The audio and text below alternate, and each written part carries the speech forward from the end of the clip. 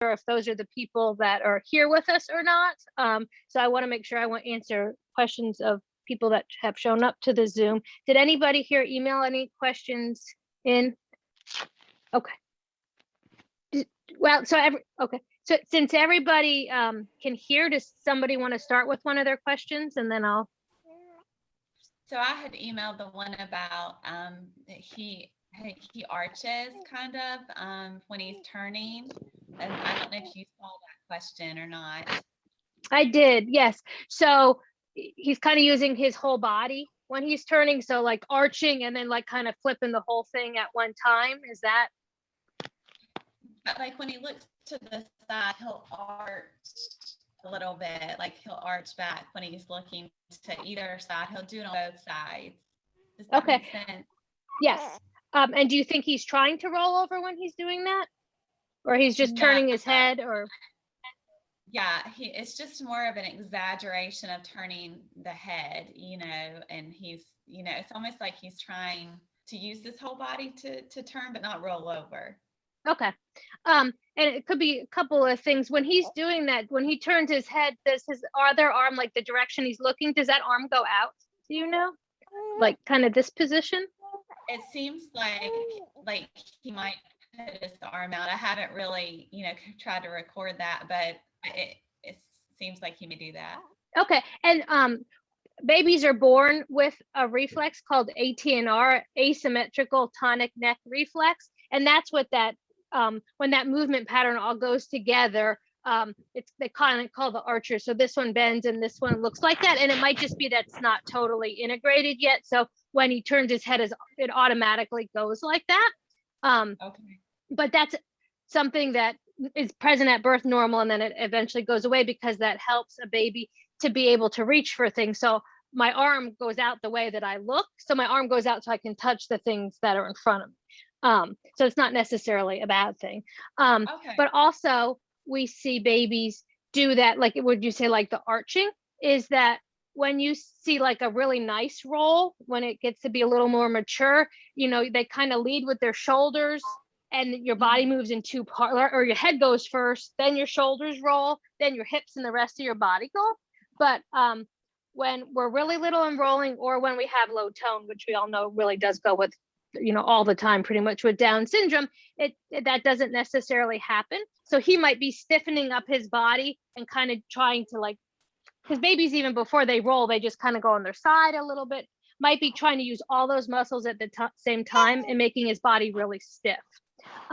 So one of the things that you can do to help with that is, if he's kind of arching on the top part, you can kind of stabilize, like hold down. I wish I brought a baby doll with me. I will next time. Hold down his hips. So like he's just rolling the top part. So you get that 2-part movement going. Okay. And then once he gets his shoulder over a little bit, then you can kind of help and kind of touch him at the hip and help the rest of his body follow with it. Does that make sense? Yes, that's great. That would to me, that makes the most sense, that he's arching like that to try to get some of that movement side to side. And when you practice that skill too, you want to make sure to do it to both sides. So if you ever see him turning his head the other way, try to go that way. And also obviously watch to make sure that he really is using his head to both sides. Because some babies tend to want to look to just one side, and then the other side of their neck gets stiff, and then that's another thing that we would look at. But watch that, and then take notice of that. And if you don't see both sides, we can talk about that next time.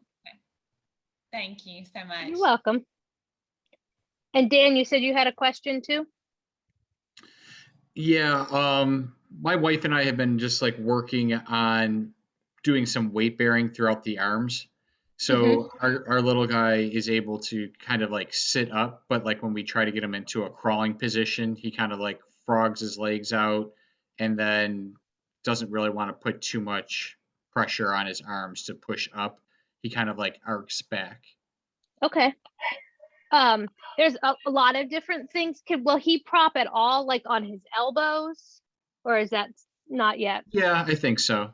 Okay. So if he's already propping on his elbows, then you want to kind of raise the distance a little bit. So you could, one of the great ways to do it with babies, like if you were sitting on the floor and you spread your legs out into like a V, that like down by your calf muscle is a really good size. Typically, you said your son's like 10 months old, is that right? You can put his arms over top of your leg on the other side, so he's kind of on his elbows, and then you can tuck his little legs up underneath, like bend them a little bit, so they're on either side. Hold on, let me see if I can grab something and show you. There's got to be a baby doll right here or something. Okay.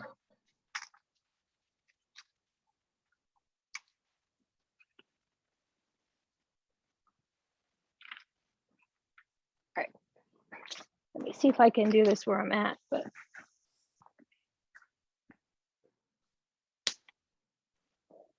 So if you put, sorry, I didn't think you'd see my legs on my pajama pants on with my school top. But so if you would put your leg out like that, then you could put his arms on either side like that. So he'd be weight bearing on his elbows. And then you could take his little knees here and kind of tuck them in. And then if you rock back a little bit, he'll put a little bit weight on his knees, but his hands are still free to be here. And you can kind of hold at his hips.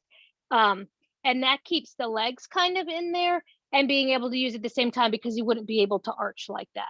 And then what if his legs get very, very stiff, like almost like a board, like when you try to bend his knees? When you try to bend in this position, or Yeah. when he's in standing, I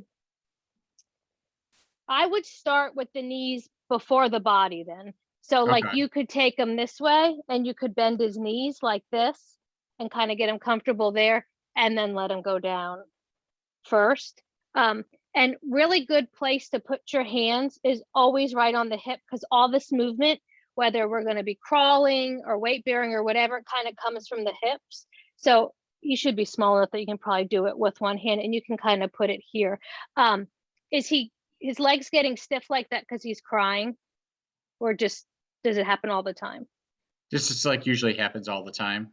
Okay, because that was the one thing I want to make sure to point out, that when we are doing, especially some babies do not like being on their tummy and in this position, and we definitely don't want to do like make them mad and cry, because then they do get stiff as a board, and you're not going to get anything out of it, and you're just going to make them more mad. So we want to always make sure they're kind of in a happy kind of place. Okay. But there, will he do like tummy time on you? Like if you lay him on your stomach, so you're kind of face to face, will he push up on his arms at all to kind of look you in the face? I like the elbows, yeah.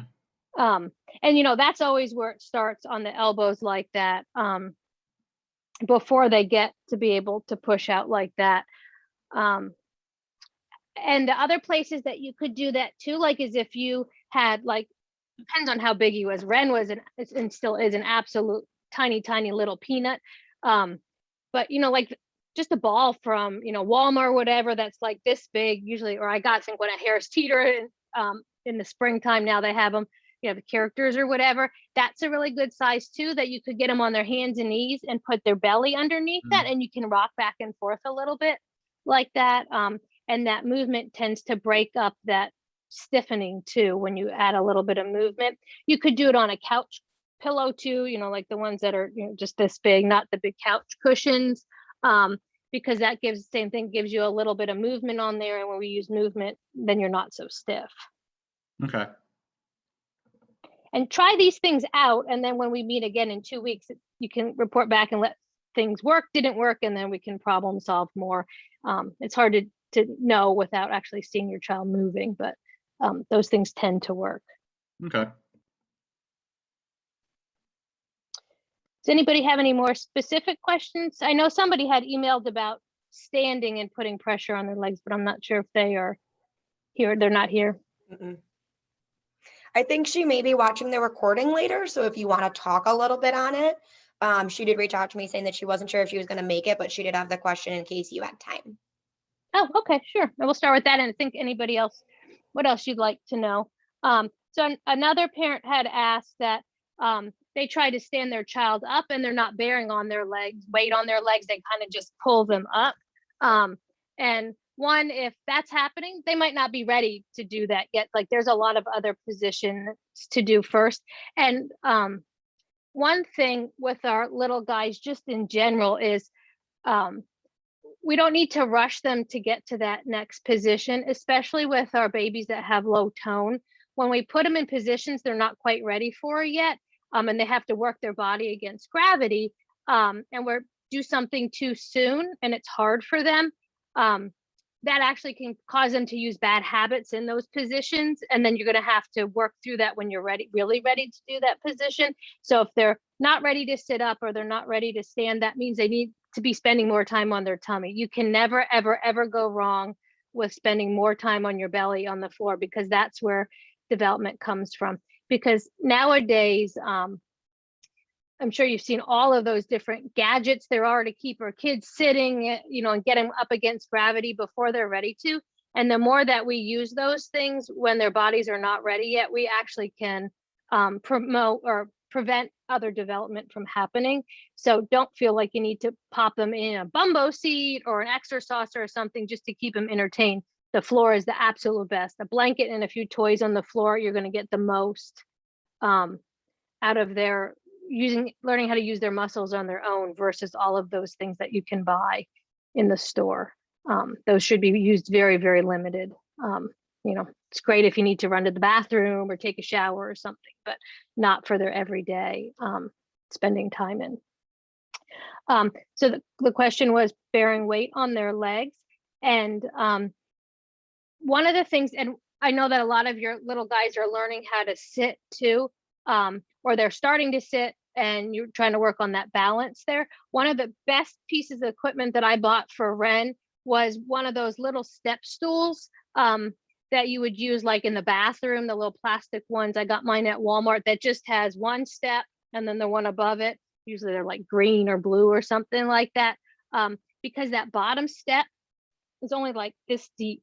Well, our guys with their tiny little legs, if you sit their bottom on that seat and put their feet on the bottom step and their feet on the floor, is the perfect height to be sitting, and that gets their feet on the floor like we would want for standing. And it's a great way to practice sitting balance, and then you can hold things to the side so they reach a little bit and they get it. And those things come before you would expect them to be able to stand and bear weight on their legs. That comes later, but I can't, there's so many different things I've done with that stool. Next week, I'll bring ours up, because now we actually use it to wash our hands in the bathroom, but we used it all the time before, because a lot of them too have a cutout on the back part of it. So if you sit them down, you can actually put their legs underneath it, and then the top part where you normally stand becomes a little bit of table, and it's just the right height for our little guys to be playing with toys and stuff on there too. I highly suggest using one of those. And then also before standing comes being on your knees, because you get on your knees and then you transition to standing as the normal course of development. So you can put yourself or put your child, you know,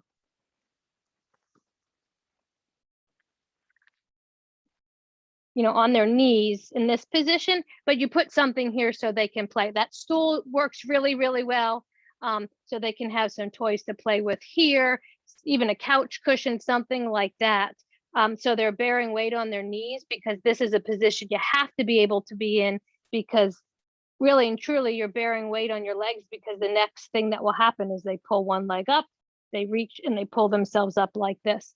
And so you need to be able to tolerate and get in and out of this position before you're going to get into this position. So a lot of times people jump ahead to bearing weight before your child's actually ready to do that. Hands and knees absolutely should come first. You can't go wrong with that.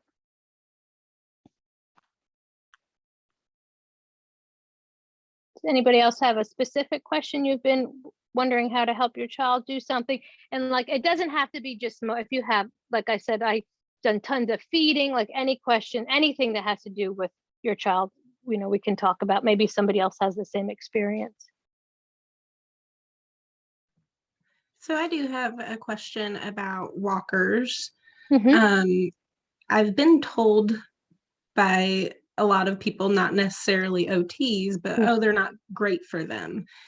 Our OT had told us that it's actually helping her because if we have it, she does bear weight and she stands on her own. She walks with like the walker that you push.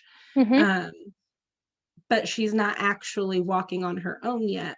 And she said that the walker will help give her the stability, but she's still able to use her muscles in her legs to help her walk with that. So I guess I feel like I don't have any clarity really on, is the walker okay or is it not? When you're talking about a walker now, are you talking about like the toys that you use as a push toy or an actual like walker that you like purchase as a therapeutic tool? So like a walker that they sit in.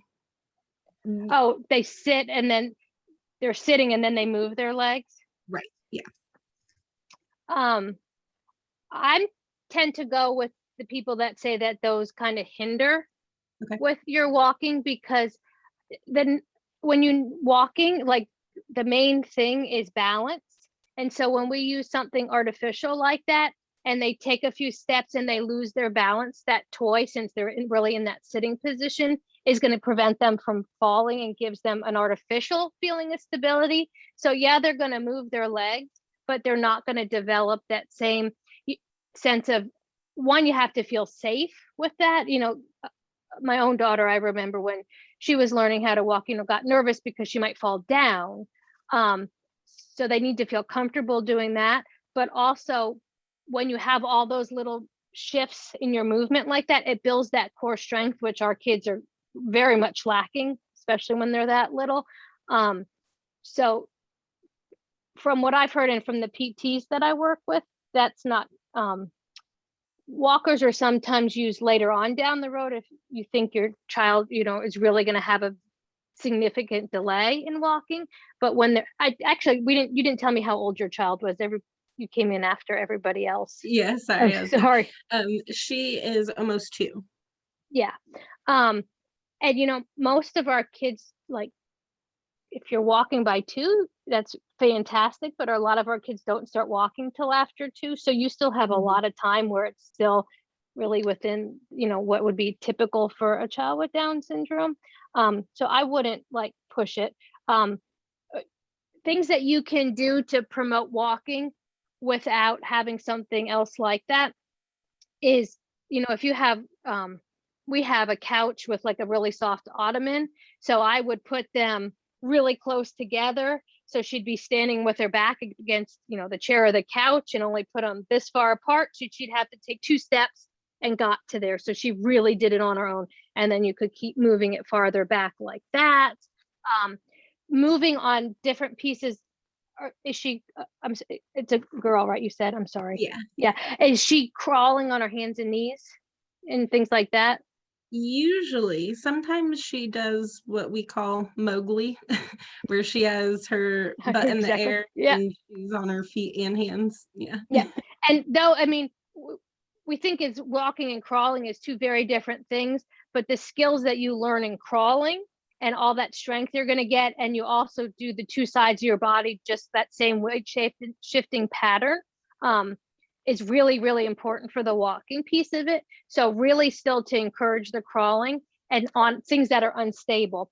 The best thing I accidentally got for Ren when she was really starting to crawl and like pull up on things and trying to go like from one level to the, like up this far, was we had an air mattress that we put in our living room. And I can't remember, it's because we were camping, somebody was coming to visit. She thought that was, we went camping, and she loved the air mattress in the tent. So then we brought it in the living room, and that was the best thing ever because it was only like this and she could crawl, and you had to bear weight on your hands that way. You had to get your other leg up, and then it was also unstable to crawl on. So anything like that, throw a bunch of pillows on the ground, cover them with a blanket, any different surfaces you can do that are not super stable once you are able to crawl, that will really help with that weight shifting and feeling safe with falling.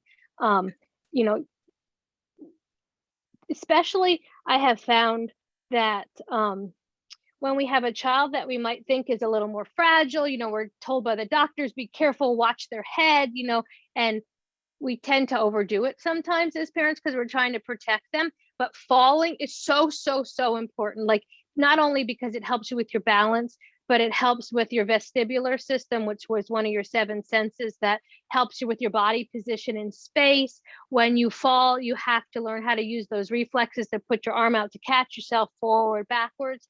And I don't think that we let our kids fall enough. And even anybody's worried, seems to be worried about that more than before. So any experience that we can make for safe falling, practice sitting on the bed where your child can fall and actually really fall, not off the bed, obviously, but fall, and fall on the bed. So they know what that feels like, sitting on the couch when you're right there, fall to the side. So they know what falling feels like, and they put their hands out and those reflexes develop. Because also, you certainly don't want your child up and walking and not have developed those reflexes, because if you're going to fall forward when you're walking, you want to be able to put your hand out to the side or whatever to protect your head. That's what those reflexes are for.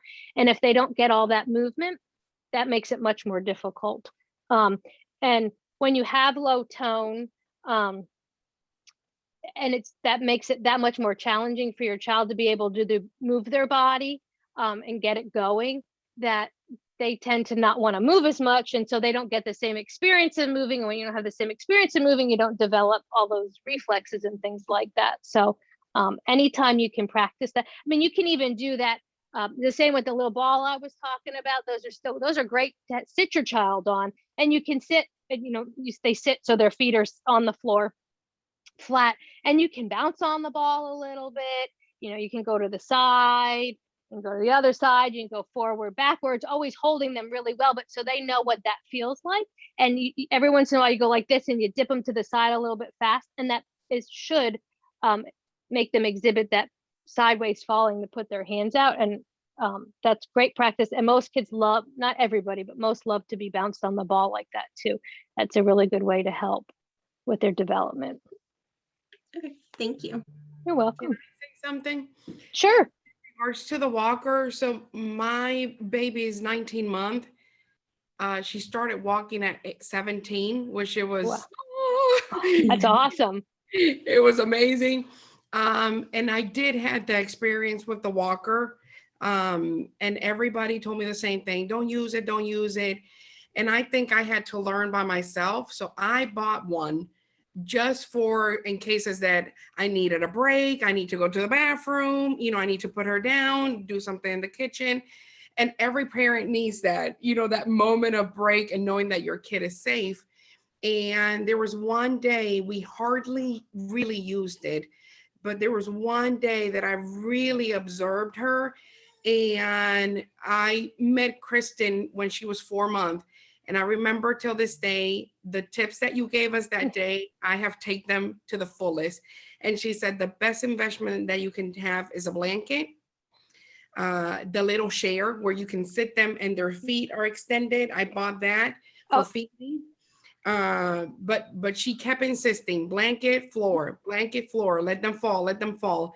And that day I observed her so much, how she was sitting and her hip was so extended. And I was like, if I want my child to succeed, I need to do what's right for her. Mm-hmm. Never again did I use the walker. I gave it away and it was completely brand new. Nothing. She had used it maybe for four times, but I noticed that her hip was so expanded and her legs were so wide.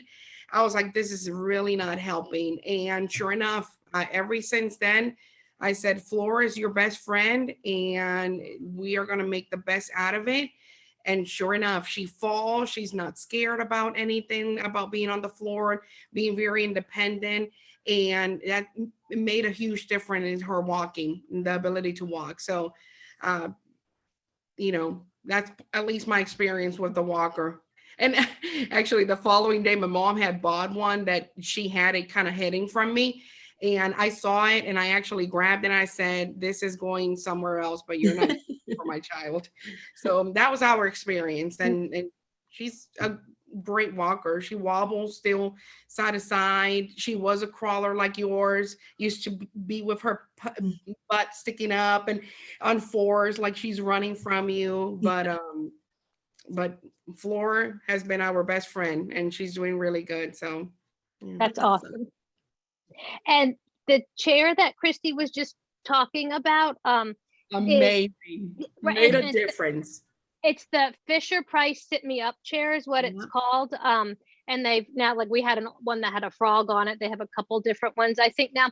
And what is nice about this chair, because I know lots of people like the Bumbo chair and things like that, but that chair actually like hugs you in there and makes the child feel safe artificially. And this Sit Me Up chair is flat on the floor, so their legs stick straight out and are actually on the floor. They're not like the Bumbo seat. If their legs aren't long enough, they're literally sticking out straight in the air. These ones are on the floor. And then it has like essentially a ring that goes around, and then behind it is padded, and then there's like a little toy thing here. So if they are sitting in it and they lose their balance or they get tired, they just go to the side a little bit. They can't fall out of the chair, they can't get hurt, but their arm will hit the side, and it helps them to sit back up.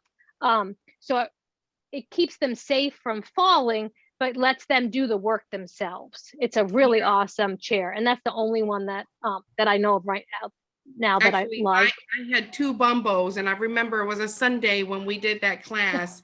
I got home and I told my husband, take it away. I don't even want to see it because I don't want to use it. The following day, I found me one on Facebook Market. I was like, go and grab it, and made such a difference on her playtime, on feeding. It kind of gave her the stability, and I noticed as well her hip was completely just flexed in, so that helped a lot too. The Bumbo tends for them to kind of be spread out. Yeah, it pulls their legs out more, and this one keeps them in, but has them do the work. Like this chair, you have to work to sit in it. So you have to wait till the right time to be able to use it. But that's a great, and I got mine in a consignment sale. Like everybody's had them. They're all over. You can easily find them $10 used, and you can take the cover off and wash it. I really like that chair.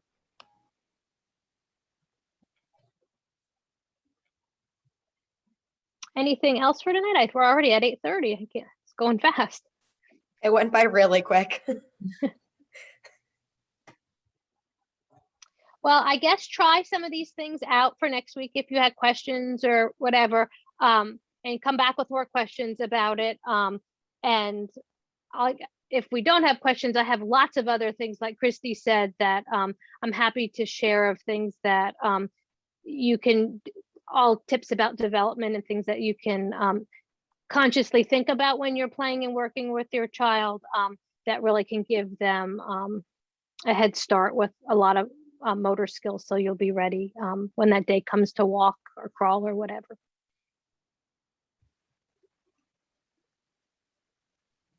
Well, Kristen, thank you for You're doing welcome. this tonight. Just so no one is surprised, I did take a screenshot and I'm going to put it on our Facebook.